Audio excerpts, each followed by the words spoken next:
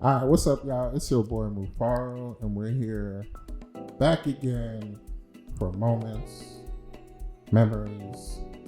I forgot what I said on the first one, but it's an M&M something with Mufaro. Yes, and I'm here with some guests, some real cool people. One of them I knew for their whole life. The other one, I'm gonna know them for the rest of their life.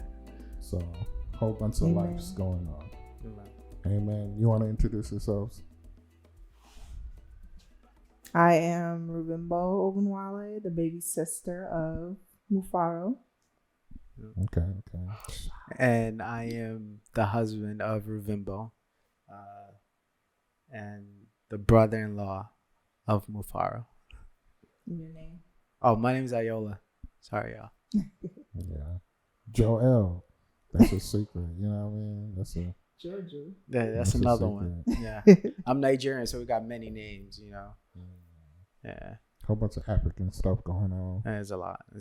Whole bunch of African stuff going on. But I just wanted to have a conversation.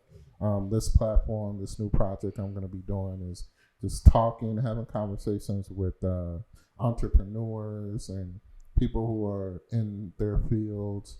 So I'm going to try to get a feel for what you guys got going on, what you guys are planning on going on, and, just everything else around there. But kind of want to just start with y'all entrepreneurial bug, probably individually. What got y'all into being entrepreneurs? What's your background? What got you started? I think for me, it was honestly my dad.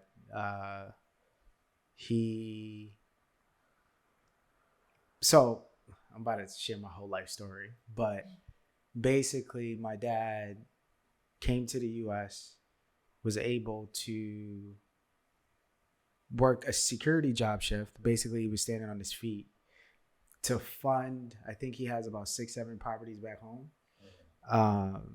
And now he's retired back home and he's just collecting the rent. And on top of that, he used some of that money to start up his own shop, which he has right now. Shout out to the shops. Yeah, he's doing it big.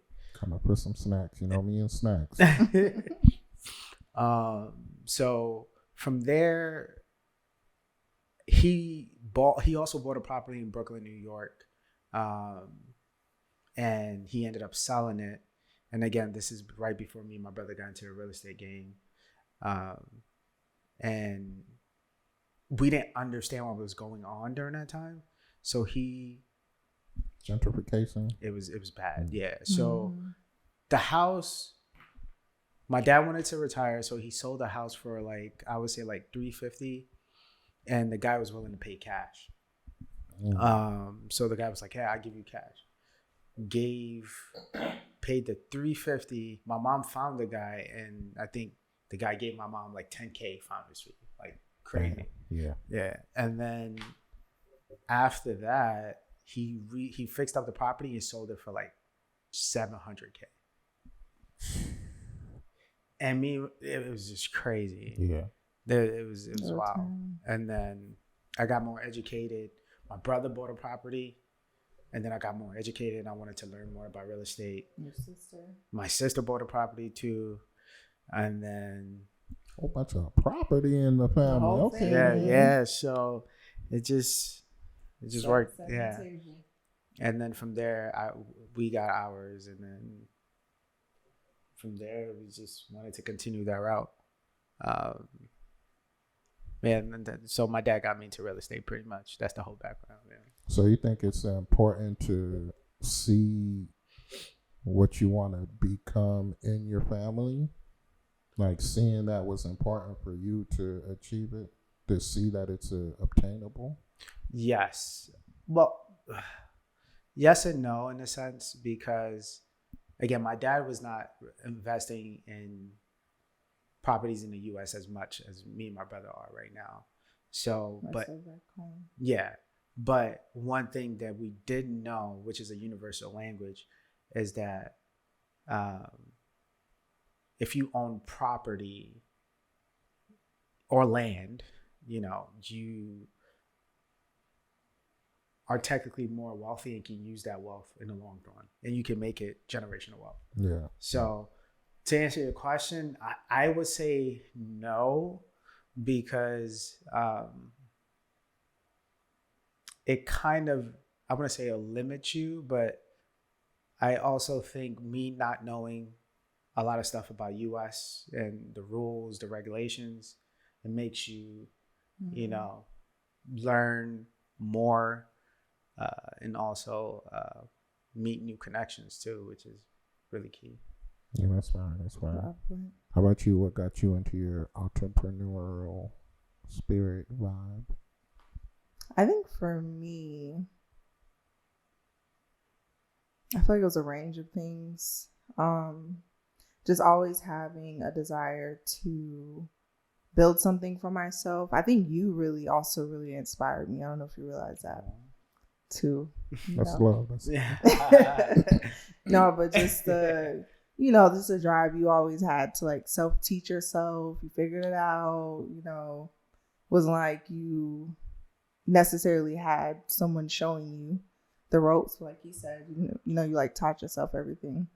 So yeah, I think seeing you, I think also Mama too, she has her desire for her business and she started the business with her friends. So yeah, maybe kind of has been in the family a little bit. I think everyone at some point, like uncles, aunts, some people have started their businesses. So yeah, maybe being a little exposed to it and then just having that desire to build something for myself too. For sure. Oh, that's fine. I think I was kind of thinking about this like a couple of days ago, and then leading into like maybe a couple months ago, what kind of got me started. My previous episode, my first episode, is how I started and became a videographer. But I think how I got started in just being an entrepreneur or wanting to be an entrepreneur was kind of like my dad. I think it started with Pops, because my dad used to, it's here or there, but he used to always, he was a pastor, so he kind of like ran something, kind of. Yeah, but then also like he also was one of the things that made the beef with him and my mom's happen. It's kind of like he would be not really, like Pursuit of Happiness, how he had the little things and he was trying to sell those. Like my dad would have a couple of those little, not really get rich quick schemes, but it was kind of like a get rich quick, kind of vibe to it. But then seeing him want to grind and, start those things, kind of like, I was thinking about it, I think subconsciously, seeing, that's why I was wondering if it helped you being able to see it, if it helped you. I feel like seeing it kind of gives you like, okay, I can hustle for myself. I don't gotta work for someone all the time. You know what I mean? Yeah. So that's true. So it's kind of like a vibe. But with that being said, we are in this space is kind of empty. But what building are we in right now? Yeah, what building are we in? Yeah, you say it. This is it's a blessing, but this is our first investment property in Cincinnati. Fire. Drop the house emojis, the horns, house emojis in the comments for if you want to real estate. I'm going to ask them some tips later on, but if you drop some house emojis in the comments. But. Yeah, I'll definitely share. But yeah, it's been a journey. This is our second one. And I think it being a real estate, it being an investment property, you learn a lot, especially through the method that we're doing. We're doing the BRRRR method. If you follow Bigger Pockets, you know a lot about that. Dropping gems already. I ain't even asked, bro. Dropping gems already. No, Bigger Pockets, it's and always you need to join a community too. And it's funny because, before going to real estate, I'm like, I'm going to do my research. I'm not going to get burned. I'm going to find the right contractors. I'm going to do this. And everybody has the same story. I know people who got burned by family It's learning it's a learning process. Yeah, but kind of talk about the process. Like, how did you pick this location? How did you pick this city? mm-hmm. How did you pick this location and this actual building? All right. So first, we're based in Jersey, and I was thinking about staying in Jersey or looking in PA. We actually went to PA. Oh, yeah. We went to Scranton, and we Shout out to Scranton if you know, you know. That's what she said. We went to Scranton. We wanted to buy a property there, but it was just bad. It was real bad. It was like a horror house. A lot of work. It was gonna be a lot of work. So we turned it down, and then I couldn't find a property with great returns. Mm-hmm. And then I was like, Rue's from Cincinnati, and I was like, you know what? Let me just look in Cincy. I looked in Cincy. Then I started asking you questions too, Mom. Whenever I came visit Tanya, just to know the different areas. But around the time I was looking, interest rate was going up. So I needed something with that minimum, at least 3 units. So this property, we actually found it on an MLS. So the owner, the owner listed the property on MLS, and we went for it. I first asked around, I was like, is St. Bernard's a good area, you know? And then everybody was like, yeah, it's a great area. And on top of that, it's right in front of the school. Mm-hmm. So that just got revamped. Yeah. So, and then the rental income was going to be nice too. So it was a win-win situation. The renovation part, that's a whole different. It's probably another. So another podcast. Yeah, another podcast, but yeah. But that's what led me to this, and we do the BRRRR method. So we buy, rehab, rent, and repeat and refinance. So typically the goal is to get a property at a lower price,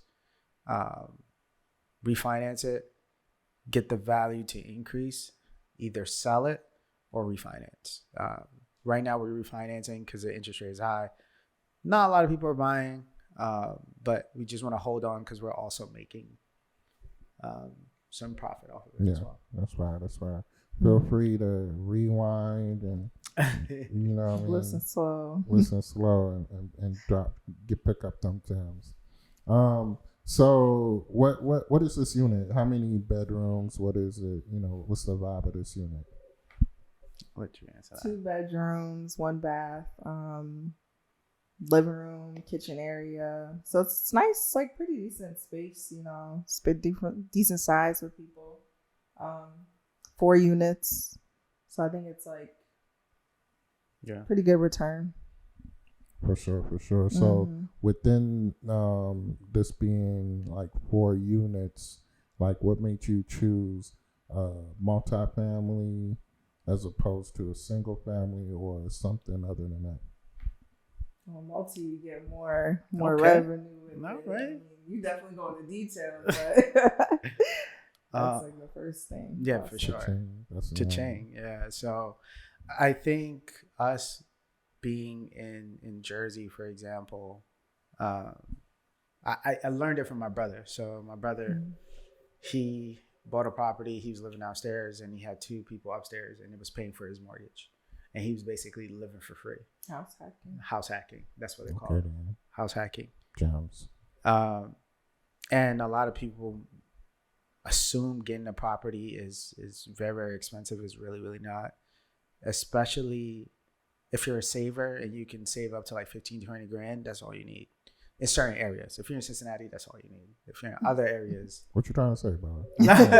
I'm saying it's nice to own a house in Cincy compared to New York. Okay. Yeah, New York is prices. And that's I didn't even mention this, but the reason why we came to Cincinnati and left New Jersey when it came to investing is because New Jersey has the highest property tax in the United States. Yes. Okay. Yeah. Do your research, basically. Yeah. No areas. And then it was good that you have family here and people you could trust. That was a huge help. That's right. So, you know what I mean, getting closer to closing out of this podcast. Like, what is y'all vibe? Like, what is the plan in your entrepreneurial life? Like, what do you guys plan to do? Definitely acquire more real estate. Definitely want to keep doing commercial. Surprisingly, this ended up being a commercial property. Because in Cincinnati, 4 units is commercial compared to like Jersey. I don't know why. Yeah, I don't know 4 why. unit is going to be residential.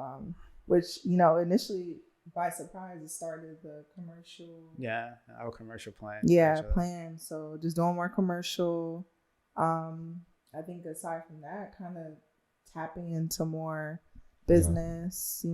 Make some more networks. Yeah, and partnering with my brother and other investors. I think right now, the most important thing for us is, we at first, we thought about managing everything ourselves, right? But it just makes it easier when you have a property manager. Yeah. And also eventually when you scale up too, like for example, let's just say you get a 12 unit, managing all those tenants, you're gonna need somebody to help you. So yeah, definitely. So as our business grow, we also want to scale and make partnerships as well, and meet other people and other investors. But the goal is to get as much. And we got some ideas too, of like doing some. Yeah, we still have. Yeah, we'll kind of see. I think we talked about like daycare. Yeah, we almost turned this into daycare actually. Yeah, a couple things. Maybe even doing something with the nonprofit, the short girl stuff. Resident. Oh yeah, we talked about residential. Resident assistant living, RAL. So it's multiple things we're thinking about, because also the government help funds it. Yeah, definitely. So which is a plus. But the ultimate goal is, God willing, to retire early, and be able to create that generational wealth for ourselves and also for the family. No, that's big fire. That's big fire. Like, got so many things in the pipelines and everything. You mentioned a nonprofit that you didn't dive into. Yeah. I have my nonprofit, is Short Girls, as well. So doing more. It's the other entrepreneurial investment, having some events. Also podcasting, doing interviews as well, like my big brother. So yeah. Shout out. No, that's live. So yeah, so I definitely appreciate y'all. So, to kind of end off, people will be watching this throughout the years. Where can they find you if they want to probably check out one of these, units, maybe check out other properties? If they want to invest with you, where can they holler at y'all? If they want to invest in a nonprofit as well, where can they find y'all at? Well, you can add me on IG, Omo Yoba. So OMO_YOOBA. And I'll be more than willing to answer any questions. We also do consultations as well. What about you? Also, my personal IG is Ru_Michelle, RUMICHELE. The nonprofit, Assured Girls on Instagram. Assured Girls. That's it. At gmail.com. That's what she was I almost was gonna say, right? Our Gmail, that's a little. At AOL. But I appreciate you guys for hopping up on this episode. Probably want to leave the people with some tips. So what are 3 tips for investing in property? And then what are 3 tips on, starting and running a nonprofit? I go first. It's a lot of tips. I'm gonna give them more than 3. All right. Hey, come on, big boy. I'm gonna speak fast, so rewind. Just take notes. It's gonna be a lot, right? Learn the difference between an FHA and a conventional. 1. That's 1. 2, understand everything that goes into a mortgage.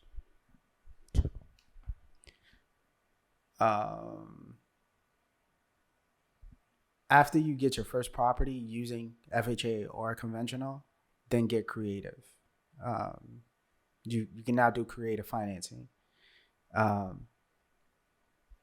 When it comes to buying an investment property, you can use other avenues than your traditional mortgage. So instead of going to Chase, you could go somewhere else, and they offer you a better deal. That's 3. 4. Like, a lot of people think when you get into real estate investing, you need a lot of money. But most banks, if you're good with your numbers and you're able to calculate, they will give you the money to actually renovate the property. 4. That's 4. So a lot of people think you need the money out of your own, but you really don't. I'm going to leave it for now. Yeah. Okay. And the 4th one was the gem. That's the one they wanted to dive into a little bit. But that's what I'm saying. Like, the first one is actually the jump, because a lot of people, if I was to tell somebody right now how much they think they need to buy $100,000 house, a lot of people would probably say 100,000 or, I don't know, 20%. But that's what I'm saying. Do the research between a conventional and FHA, because instead of you paying that $20,000, you can actually pay $3.5K. Okay. That's another gem right there. Yeah. That's why I say do that first research and you understand the difference. Okay. And then with that, is that per property they got to look at, or just in general? In general, whatever the property costs. So if one property costs 100, that's 3.5%. If another one costs 200, just take whatever that 3.5% is, and that's how much you got to pay. Okay. Yeah. Instead of you paying 20%, you know. And FYI, what do you do outside of real estate? So I have multiple avenues. I also teach financial literacy, and I am now a vice president at JP Morgan Chase. So you're in finance. You're in numbers. Yeah. So numbers. Yeah. You know, the number is talking numbers. I was like, what's going to eat it? You know what I mean? The AI that I've been downloading started to falter. But yeah, he's in finance. So the numbers, that's why, you know, the numbers are the backbone of, you know, investments, right? So you got to be good with it. You got to know your numbers. You got to know if it makes sense or not. You got to know a bad deal from it. And also, we also do financial consultation. So with what I do is, and I'm actually going to start sharing it because I put the real estate business, put more effort into that first, but since it's calming down a little bit, I'm gonna start helping people because a lot of people have been reaching out. What we do is that, especially a lot of people that are struggling with bills, with debt, what we do is we analyze their spending habits. So we go through all their credit cards, look at the transaction, we go through everything with them, analyze their budget, understand what they're doing wrong, and then create a plan for them to pay off the debt. Automate their bills so they don't even have to worry about it anymore. Okay. And then 3, we help them save for whatever their goals is, buying a car, buying a house, and then we create a plan and also give them tools and resources to get there. That's right. Where can they find you at again? Omoyoba, MOMO_YOOBA. Okay, awesome. 3 tips for nonprofit organization. I think first thing is, you know, write out your vision, know what you want to do, and then trust it. You know, sometimes it's easy to be like, oh my gosh, this is too big. Trust what you want to do. Second, I think a huge part is knowing your network, reaching out for help. I think especially when it comes to nonprofit, like I think it's good to kind of surround yourself with people who can give you advice. Other people have, even if they don't have nonprofits, just like having business advice in general, you know, kind of bouncing ideas on how to make revenue from it. So networking is like huge. What's the third one? What would I say? So one was writing out your vision, know the vision, trust yourself. I guess that could be 2 separate, but networks. Number 2, network. Number three, what would I say? Execute. He got the number 3. Execute. Simple. Just do it. Just do it. Yeah. Shout out to Do it. Nike. Yeah. Even though I got some Yeezys on, you know what I mean? I'm not You know what I there. mean? Yeah. It's still love. But you also do something else. What else do you do?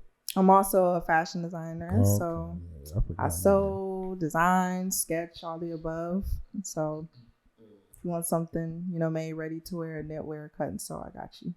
For sure. And then Assure Girls, like, what do people have to know about that to want to like invest Get and involved. help y'all? Yeah. So Assured Girls is a nonprofit that pours into young girls. It equips them pretty much with the tools to just get them equipped and ready for life. So if you have anything to give in regards to financial literacy, we want to pour into the girls with that, menstrual health, identity, confidence. We're just partnering with anybody who's, has that type of following and just has a passion to pour into young girls. I just want to expose them to people, women doing things, and that they can be encouraged to follow their own dreams and pursuits. All right, big lit. So, where can they follow you again? Assured Girls on Instagram or RU_Michelle. All right, perfect. Now, I appreciate y'all. I hope y'all got something from this conversation. Eminem, Moments with Mufaro. I think that's what it's called. We'll figure it out somehow. Y'all see it up there. It'll be up there somewhere, like right there, or whatever. But make sure you guys follow them. Send up some DMs, D-mails. I was gonna say, I don't know. Emails, DMs. Yeah. But make sure y'all reach out to them, get connected. Yeah. And if you stood out this long, what do you want them to put in the comments for the people who watched it all the way through? What's just one phrase? Consistency. What would you say? Ooh, consistency. So if you stayed out this long, you saw the video, watched the whole way through, make sure you type in the comments consistency. Yeah. And then the first 5 people who comment, you guys are going to receive a free light. Me and my brand, I created a light. So if y'all hit with the brand, I'm going to give the first 5 people who comment a free light. I'm going to send it to you. Free of charge. You know what I mean? Type it in. I'll add to that too. You add to I add to that. So the first, was it 5, 10? the first 5. I do 10. The first 10 that's actually interested in our services. If you write me or Rue and you write consistency, the first 10 will get 10% off of whatever we're offering. Consultation, real estate advice, financial debt, figuring all that out, family planning, all of that. Hey, that's a gem right there. All right, appreciate y'all. Peace. Thanks.